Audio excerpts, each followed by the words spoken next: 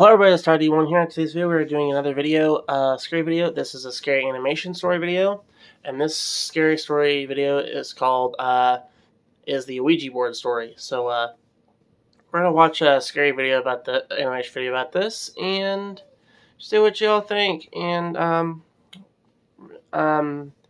get my reactions to it and stuff, because, I don't think these are things we should mess with people. So, let's get into it.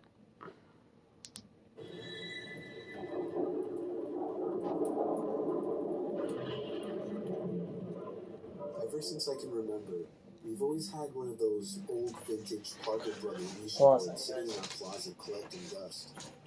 When I was a kid, I always wondered what it was.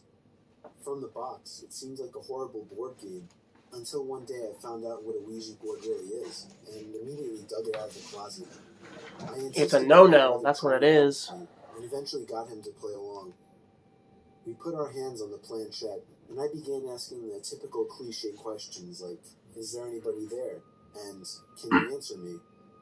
Other than my brother jokingly moving the planchette around to imitate an answer from some kind of entity, there was no real response. After getting bored, we put the game back in the box. I did a little research that night to find out how to make Ouija boards work.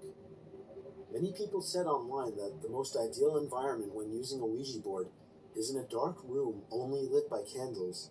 So when my parents weren't home, I managed to gather like 6 or 7 candles and convinced my brother to try it one more time.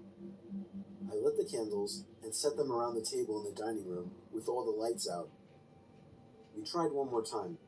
I asked again if there was anybody there. The planchette began to move. I told my brother to stop moving it, but he swore he wasn't. I told him to move his hand away, and he did. It kept moving.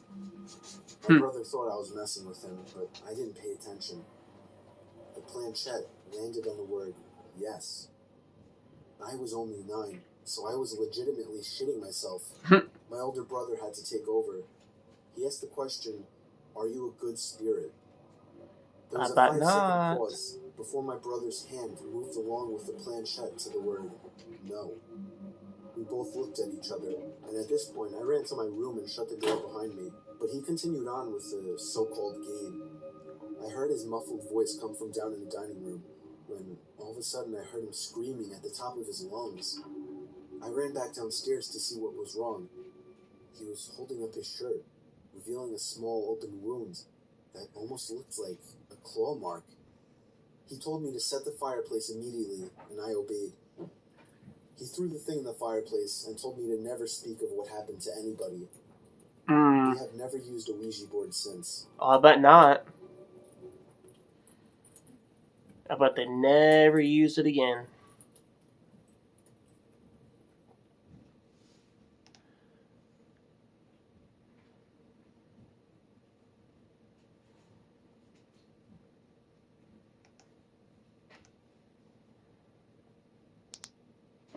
Why did it kick it out?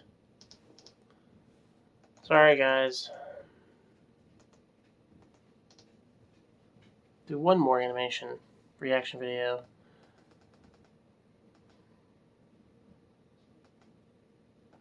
We'll do the trick-or-treat one. It's pretty close to Halloween anyway.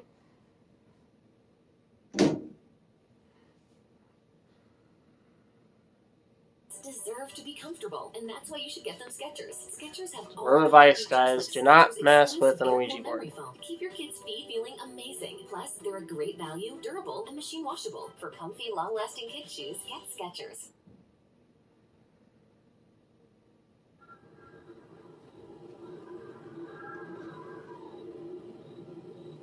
It was Halloween night of 2007, freshman year in high school, and I was with my friends, Ivan, Ryan, and Jesse.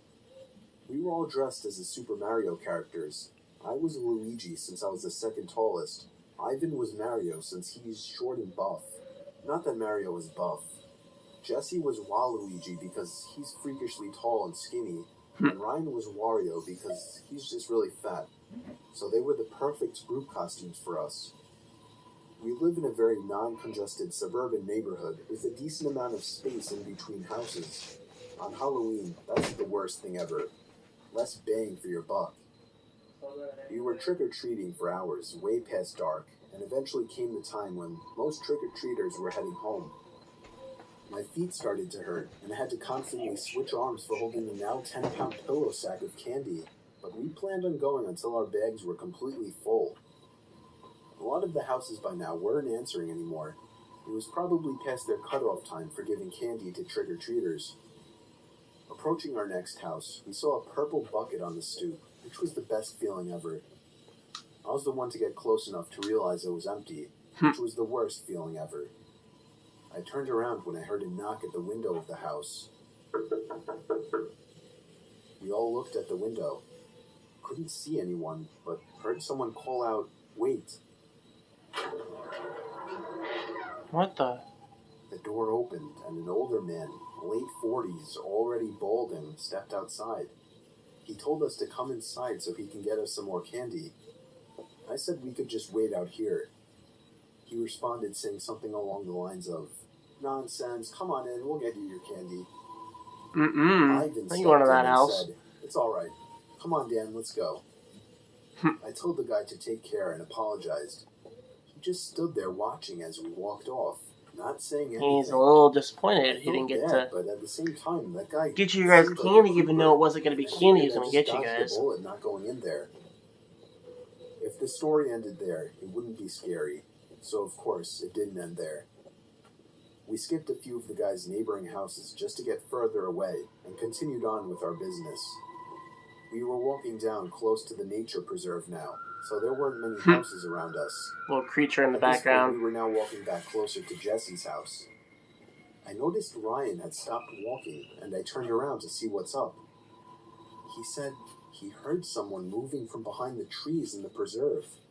Now, this was before everyone's phones had flashlights, so we couldn't just go searching in the woods for someone.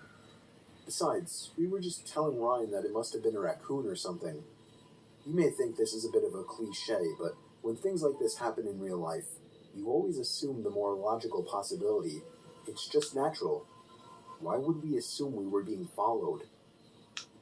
I had to put my arm around Ryan's shoulder and nudge him forward. A little ways down the street, me and Ivan picked up on the sound as well. When we all stopped, the sounds of the footsteps from beyond the trees stopped as well. Ivan yelled at the obvious stalker to go away, or we would beat the shit out of them. I knew he was just bluffing, though. I could hear the nervousness in his voice. The snap of a twig from beyond the trees triggered a fight-or-flight response. If that don't scare the pants off Me, you, I don't know Jesse, what and Ryan all will. ran for it. And he's just going in there like, I'm going to go in there anyway.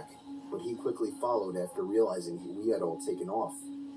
We ran down the dark street, and we all noticed the sounds of at least 2 or 3 pairs of footsteps crushing the twigs and leaves in the woods. We banked it hard right down Jesse Street when it finally came up, and ran straight for his backyard, entering his house through the back door. The first thing we did was peek out through his living room window. We couldn't see anyone.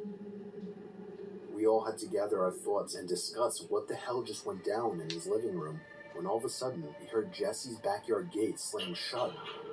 Jesse dove to turn off the lights. There was a click and a bang from down in the den.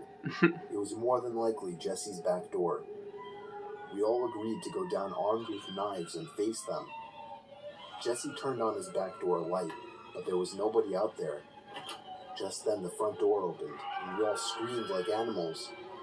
Jesse's mom and sisters came rushing downstairs. They had just gotten home from their friend's little house party. We all rested assured knowing it was just them. Jesse explained what happened, but made it seem a lot less dramatic.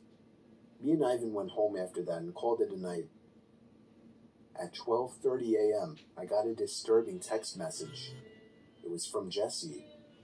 It said, "It wasn't my mom." I texted back saying, "What?" He responded back quickly, saying, "It wasn't my mom in the backyard." My finger slammed the buttons on my phone, responding back, "What do you mean?" There was a long pause before he finally told me that his mom and sisters said they never went in the backyard. I told him to immediately check the backyard from his upper deck. He had already done just that. He also told his mom everything, and she had already called the police. They didn't find anyone back there, but Jesse did mention the guy who invited us in while trick-or-treating. Nothing ever became of that. Oh. And nothing ever Got happened Slender at Jesse's Man, house we again got after that one Halloween night. Jeff the Killer. I think the Rake.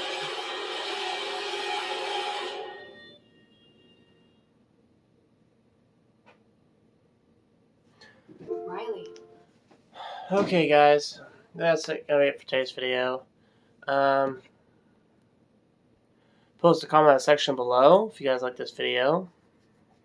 Well, if you like this video, hit the like button. If you post a comment in the section below if you guys want anything to add.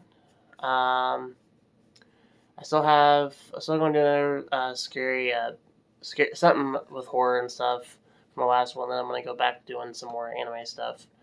So, yeah, that's what's going to go down now. If you're new to the channel, don't forget to hit the subscribe button. And as always, I will see you all in the next video.